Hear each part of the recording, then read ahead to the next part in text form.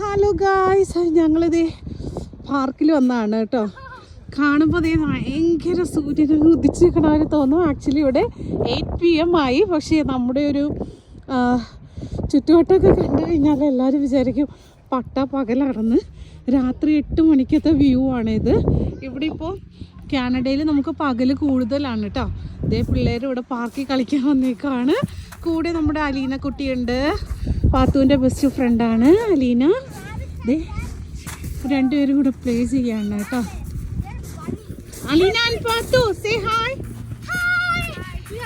See, they are playing at 8 PM. Cops പോയിന്റെ ഫ്രണ്ടിനെ കൊണ്ട് കോപ്സ് പോയിന്റ് പാർക്കി വന്ന്